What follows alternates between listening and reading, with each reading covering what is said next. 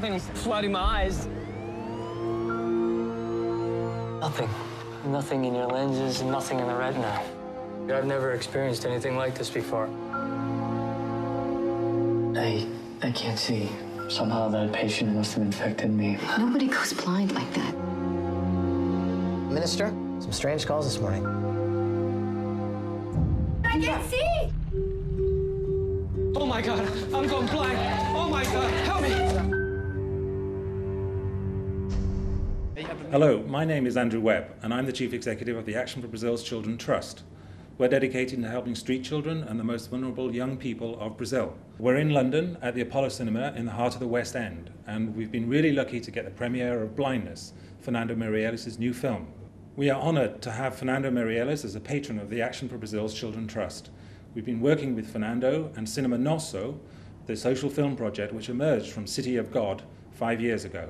I think I was in London in 2003, if I'm not mistaken, and I was approached by ABC. I mean, they wanted to show me the trust and the charity, and I was very impressed. Then when I went back to Brazil, I visited some of their work and was really impressed. I met Jemina Page and decided to join the ABC as a patron.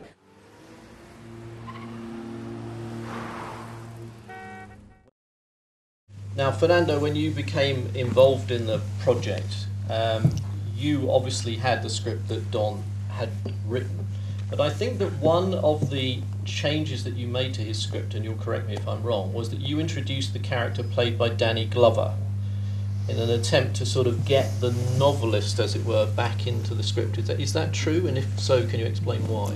Sort of. Actually, the character was already there. He's part of the book. What I tried to do actually wasn't very well succeed. Yeah.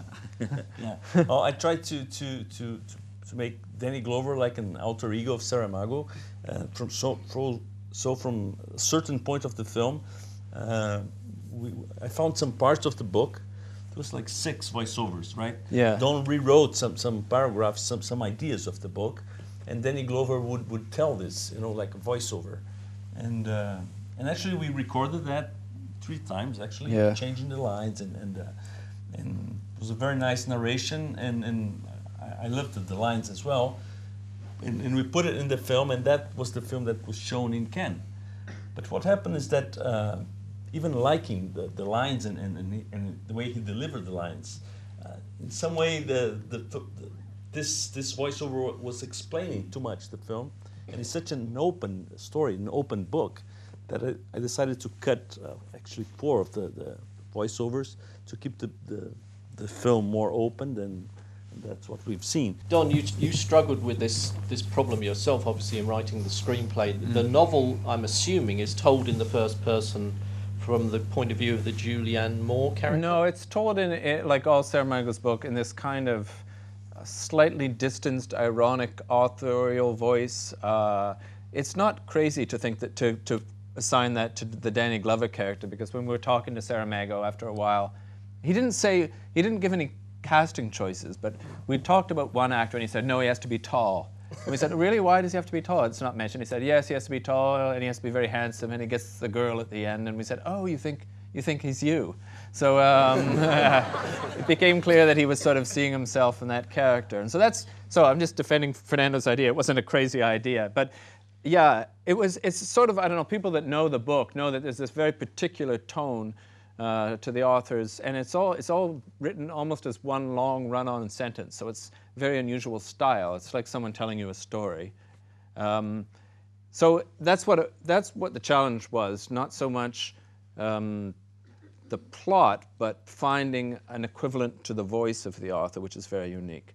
How did Saramago like the film? Has he seen the film? Yeah, that was the best surprise of the process, because after Cannes, in Cannes we were quite slammed, especially by the French press and the American trades, and so I left Cannes 2 days after the screening I was not very sure about the film anymore, and I was going to Lisbon to show Saramago. And we showed him in a very bad conditions, terrible projection. He was seated next to me, and the film finished, and he wouldn't say anything. And he was keep reading names of drivers, and, you know. And I said, okay, this is a disaster. He hated it, and I'm done. I mean, my career is over. And suddenly the lights came on, and he was crying, and he was really moved by the film. He said that was he was so happy to watch the film like he was when he wrote the book. Is the ending meant to be uplifting, or is there an element of perhaps a threat because she thinks that she is now, that Julianne Moore character thinks that she is now going blind? Yeah, but it's not, because she looks down and the city is there. Actually, this is the last line of the book. Said, but the city was there. I mean, she didn't go blind. But I think there's a kind of bittersweet, ending, because they're all very happy because they're going to get their sight back. And he says that now they're going to really see. But then you see the Danny Glover's character, and he's not that happy because in some way he knows that maybe after a while everybody will forget their experience and they're going to get blind again, and they won't be able to see the other again. And so they might, because human beings are quite stupid sometimes. We learn things, but then we forget things. We don't learn with experience like we should. So for me, that's why he reacts that way. You know, he's not 100% happy with that. He knows that something will be lost with everybody getting their sights back, and maybe everything's going to go back to where it was before. I mean, to me, it is a sort of happy ending. They've sort of been creeping towards some optimism throughout most of the film, and I always felt that was a natural ending. I always felt that optimism was really important, and it was present right from the beginning of the novel.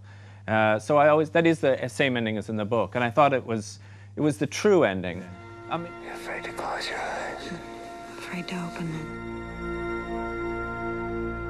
Thanks to Fernando Meirelles' involvement as a patron of ABC Trust, we've gotten involved with Cinema Nosso and Quero, another social film project in Sao Paulo. They started a school that's free, especially for children from the favela.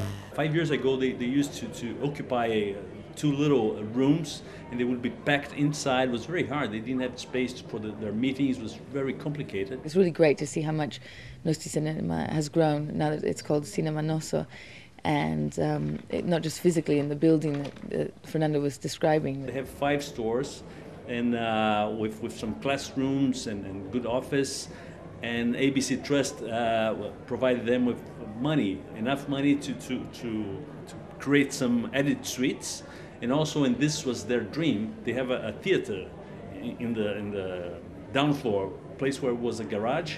Now it's a theater for around 80 people, and they do regular screenings. So the place is becoming like a cultural center. I'm very proud of them, you know, because I mean they run the thing by themselves, of course, with the support of ABC Trust and other companies. But I mean, it's really they really changed a lot. I mean, if we go there today, it's unbelievable where they got to. Oh my God, I'm going blind. Oh my God, help me. I had the opportunity to read the book before, and I was quite impressed how we managed to capture the book, because it's a very extreme book, very violent, and it's really nice to see how we managed to capture all of the emotions. It's something that really makes you, I think you go through a whole set of emotions when you read the book, and we managed to capture the same thing. You feel disturbed, you feel redeemed, you feel pleased, you feel really angry. There's quite a lot of things going on, and I think you managed to capture it very well. Because it's also about responsibility to preserve other people's dignity, and that's why I think I'm very proud it's associated with the ABC Trust tonight. It seems like a perfect film in that regard.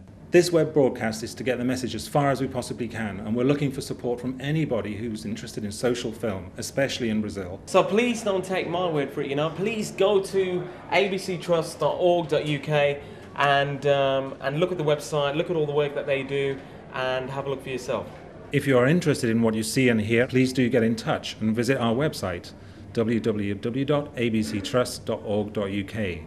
We're looking for all kinds of support. It could be gifts in kind, it could be equipment for the social film projects we support, and of course all donations are valuable for the work that we do.